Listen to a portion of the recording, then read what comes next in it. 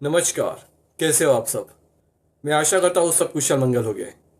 आइए ऐसे किस्से सुनते हैं जो अनसुने हैं। आज आइए सुनते हैं बॉलीवुड फिल्म जंजीर इसके बारे में।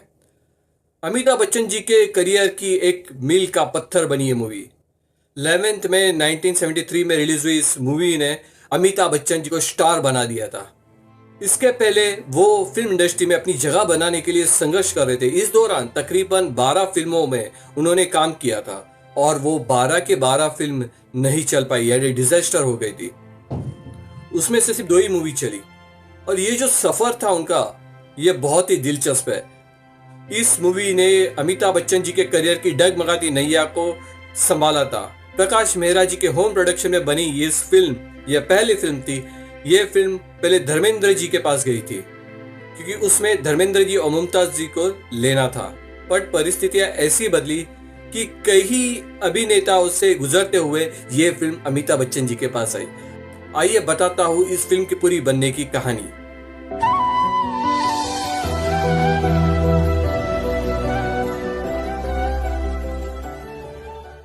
इस मूवी के पहले जो 12 मूवी अमिताभ बच्चन जी की थी उसमें थोड़ी बहुत मूवी को ही सफलता मिली थी और वो 2 फिल्में थी बॉम्बे टू गोवा और आनंद। लेकिन उसका भी श्रेय, उसका भी क्रेडिट और कोई कलाकार के नाम जा रहा था, जैसे बॉम्बे टू गोवा।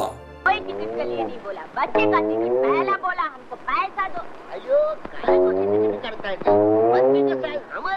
ये जहाँ महमूद जी ने बहुत हंसा हंसा के हम सबका दिल खुश कर दिया था।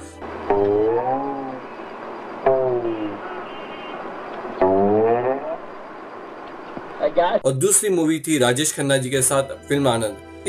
जिंदगी और मौत ऊपर वाले के हाथ है, जहां पना उसे ना तो आप बदल सकते हैं ना मैं। इसकी सफलता का पूरा क्रेडिट राजेश खन्ना जी ले गए। हम सब तो रंगमंच की कठपुतलियां हैं जिनकी डोर ऊपर वाले की उंगलियों में बंधी है। कब कौन कैसे उठेगा ये कोई नहीं बता सकता है। और अमिताभ बच्चन जी को प्रोत्साहन से काम चलाना पड़ा। अब अपनी करियर की गाड़ी को इस तरीके से डावाडोल होते हुए देख के अमिताभ बच्चन जी निराश हो गए और इलाहाबाद जाने का उन्होंने ठान लिया। तभी प्रकाश मेहरा जी ने फिल्म जंजीर के लिए उन्हें साइन किया था और उसके बाद का जो इतिहास रचा गया वो आप सबको मालूम है। जंजीर मूवी को 4 अभिनेताओं ने ठुकराया था और फिर जाके अमिताभ बच्चन जी को ये मूवी मिली थी। प्रकाश मेहरा जी ने अपने इंटरव्यू में ये फिल्म बनाते वक्त क्या क्या किस्से हुए इसको इंटरव्यू में बताया था। तो ये जो कहानी थी, ये कहानी प्रकाश मेहरा जी ने नहीं सेलेक्ट की थी, ये कहानी धर्मेंद्र जी के पास थी। धर्मेंद्र जी ने सलीम जावेद जी से ये कहानी खरीदी थी। उसी समय प्रकाश मेहरा जी एक मूवी बना रहे थे समाधि इस नाम से। उसके बारे में धर्मेंद्र जी को खबर लग गई तो उन्होंने क्या सोचा कि मैं जंजीर मूवी की स्क्रिप्ट प्रकाश मेहरा जी को देके उनके पास समाधि की मैं स्क्रिप्ट ले लूंगा, और वैसे ही किया गया। प्रकाश मेहरा जी ने फिल्म अनाउंस कर दी। अब यह मूवी धर्मेंद्र जी और मुमताज जी कास्ट में रह गए, ये फाइनल हो गया। फिल्म की अनाउंसमेंट भी हो गई थी। फिल्म फ्लोर पे जाने का इंतजार कर रही थी क्योंकि धर्मेंद्र जी उन दिनों काफी व्यस्त थे। ऐसे में 2 साल निकल गए। उसके बाद प्रकाश मेहरा जी ने आखिरकार धर्मेंद्र जी से पूछा करना क्या है इस फिल्म का। इसके जवाब में धर्मेंद्र जी ने कहा कि फिल्म में मैं काम नहीं कर पाऊंगा, लेकिन मैं मूवी को प्रोड्यूस करूंगा, तुम किसी और को कास्ट करो। इसके बाद लीड एक्टर की तलाश में प्रकाश मेहरा जी चल पड़े। प्रकाश मेहरा जी पहले देवानंद जी के पास गए। देवानंद जी ने कहा कि फिल्म में कुछ और गाने भरिए, लेकिन प्रकाश मेहरा जी ने इससे इनकार कर दिया और देवानंद जी ने भी इससे इनकार कर दिया। फिर उसके बाद दिलीप कुमार जी के पास गए। दिलीप कुमार जी कहते हैं कि फिल्म का कैरेक्टर तो पूरा सपाट है, इसमें कैसे कोई परफॉर्म करेगा, इसलिए दिलीप कुमार जी ने फिल्म रिजेक्ट कर दिया। अब प्रकाश मेहरा जी राजकुमार जी के पास गए।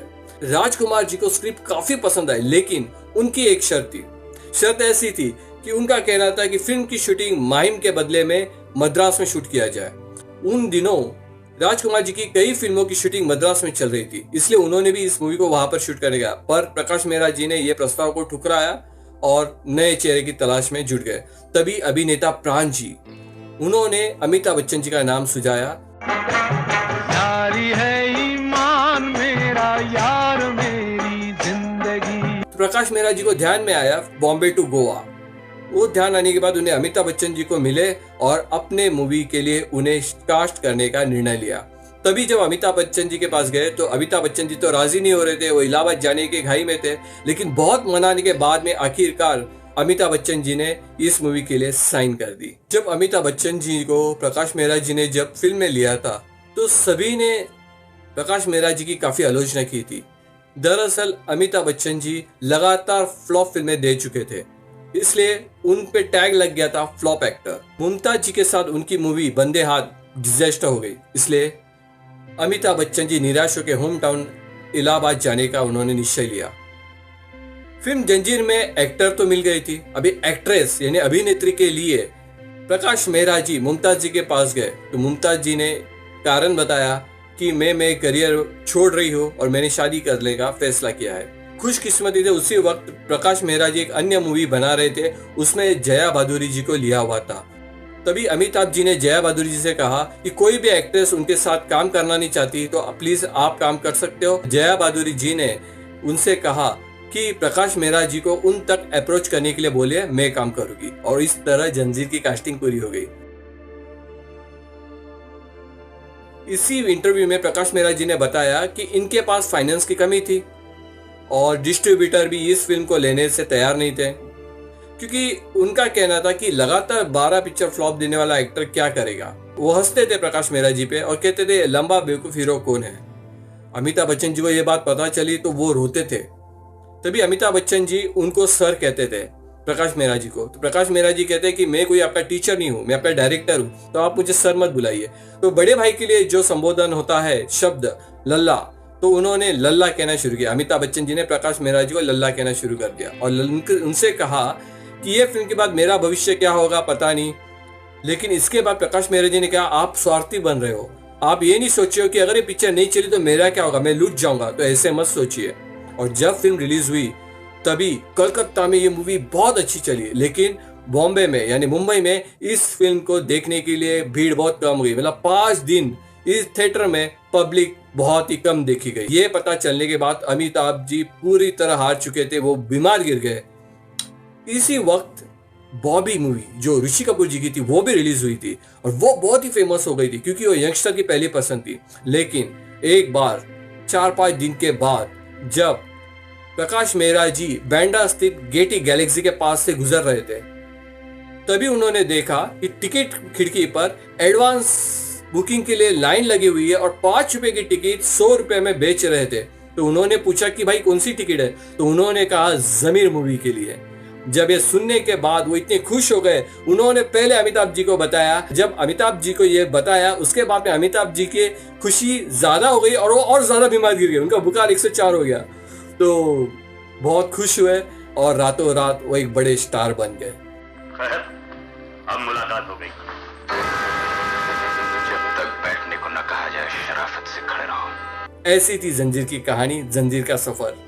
आशा करता हूँ आप सबको बहुत अच्छा लगा होगा। कमेंट बॉक्स में जरूर लिखिए अगर आप कुछ कहानी के बारे में, कुछ पिक्चर के बारे में या कोई मूवी के बारे में डिटेल्स में जानना चाहते हैं तो जरूर लिखिए। कैसा लगा ये भी जरूर लिखिए। मिलते हैं फिर आपसे जुड़ने के लिए दिल की बात। तब तक के लिए जय हिंद।